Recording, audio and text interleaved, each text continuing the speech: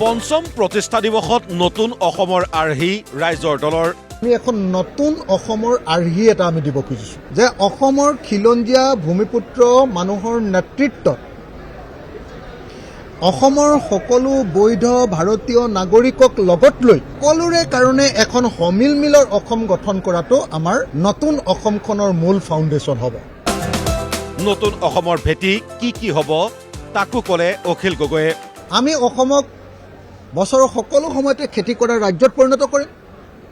2 নম্বৰটো হ'ল আমি স্থানীয় বজাৰ, ৰাজ্যিক বজাৰ, আন্তঃৰাজ্যিক বজাৰ, আন্তঃৰাষ্ট্ৰীয় বজাৰ, কাষৰ পাজৰৰ দেশবিলাকৰ বজাৰ আৰু অনলাইন প্লেটফৰ্ম এইটো দখল কৰিম। প্ৰতিখন গাঁৱত, প্ৰতিখন নগৰত, প্ৰতিখন চাহ বাগানত ক্ষুদ্ৰ ক্ষুদ্ৰ আৰু মজলীয়া উদ্যোগ স্থাপন কৰি আমি অসমক নিবনুৱামুক্ত অসম গঠন কৰিম আৰু অসমৰ প্ৰতিজন মানুহে কাম পাব, ইয়াৰ নিশ্চয়তা আমি প্ৰদান কৰিম। অসমক আমি বিশ্বৰ ভিতৰতে আটাইতকৈ ডাঙৰ পৰ্যটন কেন্দ্ৰৰূপে গঢ়ি তুলিম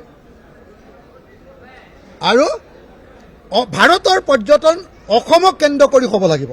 পঞ্চম প্ৰতিষ্ঠা দিৱসত সোণাপুৰৰ দিচাং ৰিজৰ্টত ৰাইজৰ দলৰ কাৰ্যনিৰ্বাহক সভা। ৰাজ্যৰ সহস্ৰাধিক নেতা কৰ্মীয়ে অংশগ্ৰহণ কৰা কাৰ্যনিৰ্বাহক সভালৈ যোৱাৰ পূৰ্বে ৰাইজৰ দলৰ সভাপতি অখিল গগৈ আৰু নেতাকৰ্মীয়ে আশীষ ল'লে জুবিন ক্ষেত্ৰত। আমি অসমৰ ৰাইজক কোনোদিন নঠগো।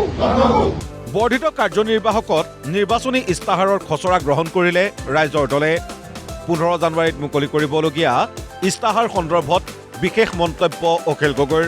আমি আমাৰ ইস্তাহাৰখন এনেকৈ তৈয়াৰ কৰিছোঁ যে অসমৰ শ্ৰমজীৱী মানুহৰ ভৱিষ্যত বদলাই দিম, শ্ৰমিকৰ ভৱিষ্যত বদলাই দিম, কৃষকৰ ভৱিষ্যত বদলাই দিম, অসমৰ মধ্যবিত্ত শ্ৰেণীৰ ভৱিষ্যত বদলাই দিম আৰু অসমৰ ইণ্ডাষ্ট্ৰিয়েলিষ্টবিলাকৰ, অসমৰ উদ্যোগীবিলাকৰ ভৱিষ্যত আমি বদলাই দিম।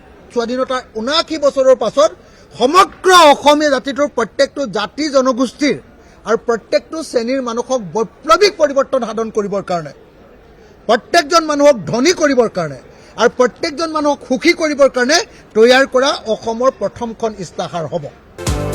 নিৰ্বাচনী গেৰাণ্টিৰ ভিতৰত ৰাইজৰ দলৰ প্ৰথম গেৰাণ্টি, চৰকাৰ গঠন হ'লে জুবিন গাৰ্গক ন্যায় প্ৰদান।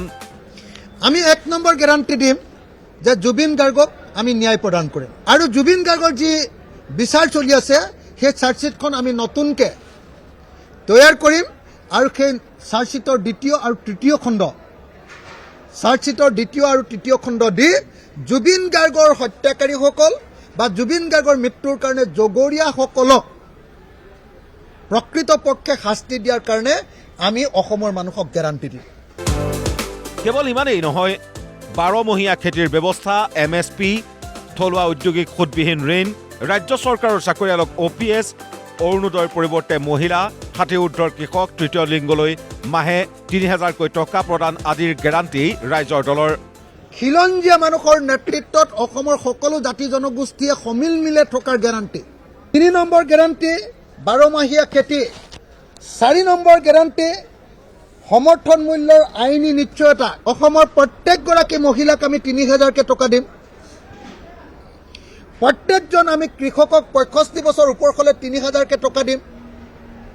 প্ৰত্যেকগৰাকী ফিজিকেলি চেলেঞ্জ মানুহ, বিশেষভাৱে শাৰীৰিকভাৱে বিশেষ সক্ষম মানুহক 3000কৈ টকা দিম আৰু থাৰ্ড জেণ্ডাৰৰ মানুহক 3000কৈ আমি টকা দিম।